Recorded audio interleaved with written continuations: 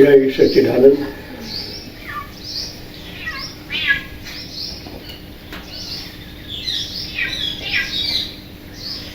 साधक जैसे ध्यान की गहराई में आगे बढ़ता जाता है,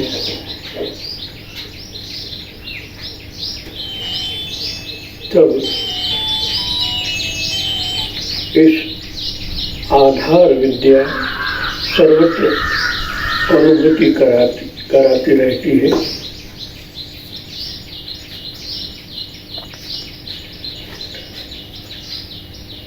साधक भी जानता है और समझ लेता है, यह विद्या अनुभूति विषयक चक्षु है।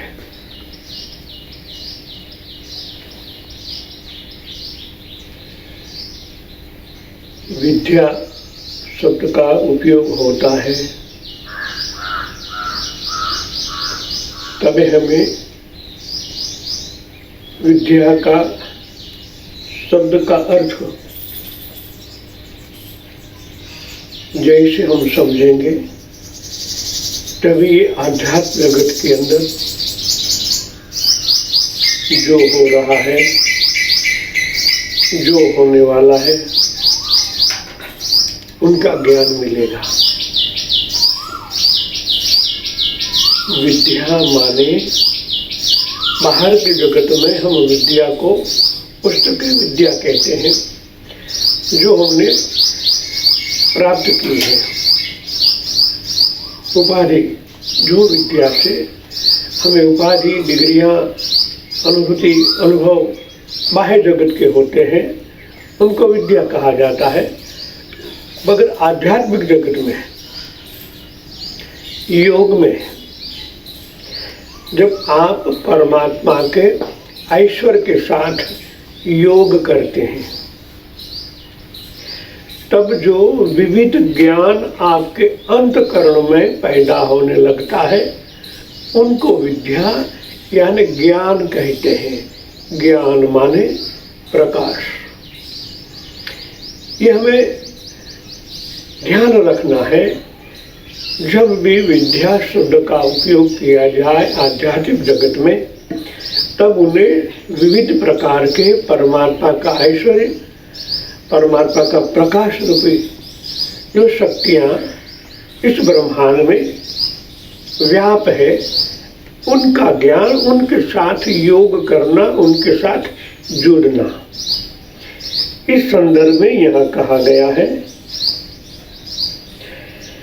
साधक भी जानता है, समझ लेता है, यह विद्या अनुभूति विषयक चक्षु है। जो हमारे इन जो चक्षु से हम बाह्य जगत का अनुभव करते रहते हैं, ये चक्षु हमें बाह्य जगत का ज्ञान देने में माध्यम बनता है। इस चक्षु द्वारा ब्रह्मांड की अनुभूति, ब्रह्मांड के अंदर जो हो रहा है, उनका ज्ञान के माध्यम बनती ये दो चक्षु। जब आपके अंतःकरण में परमात्मा का प्रकाश उद्भव होता है, तब ये ज्ञान रूपी चक्षु कहा गया है, मगर ज्ञान रूपी है। वहाँ जिस तरह ये दो आंखें, ऐसी आंखें अंदर नहीं है, वो ज्ञान से माध्यम बनता है ज्ञान। जिस तरह ये अंदर वाला प्राण इस आंखों द्वारा जगत को निरीक्षण कर रहा है, इसी तरह मन जब सर्वव्यापी चेतन के साथ एक होता है, तब ये ज्ञान उनके चक्षु बनते हैं। इस ज्ञान के द्वारा, इस चक्षु के द्वारा वो अनुभव कर रहा है, क्योंकि जो प्रकाश की रश्मियां हैं वो ब्रह्मांड जगत से अवतरित हुई है, और इन चक्षुओं के द्वारा साधक पहले मन, इनके द्वारा ये मन जो उनको सबकॉन्शियस माइंड कहते हैं, इनके द्वारा वो जगत के सूक्ष्माति सूक्ष्म का अनुभव कर रहा है, ये ज्ञान द्वारा। तो ये ज्ञान चक्षु है। जब ये ज्ञान चक्षु खुलते हैं कब? जब आप अंतर जगत के साथ परमानेंट तालमेल करते रहते हैं, उनके साथ ओतप्रोत हो जाते हैं, तब उनकी रश्मियां, उनका स्पंदन वापस आपके अंतःकरण के द्वारा प्रकट हो रहा है और इस ब्रह्मांड की गतिविधि को आपको बता रहा है। तो इनको ध्यान रखना है। जैसे जैसे साधक आगे बढ़ता है ऐसी ये प्रक्रिया होती है। यह जो प्रक्रिया बताई गई है वो बहिरंग है, अंतरंग विषयक जो अनुभूति है, जो अपर तत्व संबंधी होती है, वह भी यहाँ बताई जाती है। शुरुआत में ये इसलिए बताई जाती है कि साधक को कॉन्फिडेंस हो जाए कि मैं जो देख रहा हूँ उस परमात्मा का ऐश्वर्य इस ब्रह्मांड में फैला है, उनका मैं अनुभव कर रहा हूँ। जब योगी अपने ही भीतर अपने रूप के दर्शन करता है, पहले आगे साधक कहा गया और यहाँ योगी शब्द का उपयोग किया गया है, जो हर अणु के अंदर, हर एक परमाणु के अंदर योग कर लेता है, मन को अपने को जोड़ देता है,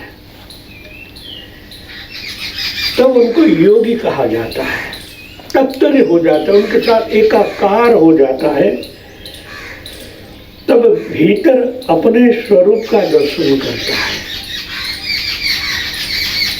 जो मैं कौन हूँ, कई जन्मों से ये प्रश्न हमारा है, तब जाके यहाँ अपना स्वरूप उजागर होता है। जिस तरह हम आईने में अपना मुख दर्शन, अपनी बॉडी को देखते हैं, इसी तरह योगी अपने अंतःकरण में खुद को देखता है। किस तरह का? जो स्थूल तो वहाँ है ही नहीं, प्राण भी नहीं, सूक्ष्म नहीं, कारण भी नहीं, महाकारण शरीर का अनुभव वो करने लगता है। इस ब्रह्मांड में प्रकाश के सिवा कुछ नहीं है और वो प्रकाश मैं हूँ, ये अनुभव कर लेता है। मेरे सिवा इस जगत में कुछ नहीं है। तब वह निर्विकार, निर्विकल्प और निराधार स्थिति में स्वयं को रहता है, अनुभूति कर लेता है। मैं कौन हूँ? निर्विकल्प, निराकार और निराधार, इस तीन की अनुभूति कर लेता है। तब उनको स्वदर्शन या आत्मदर्शन कहा जाता है। जय सच्चिदानंद।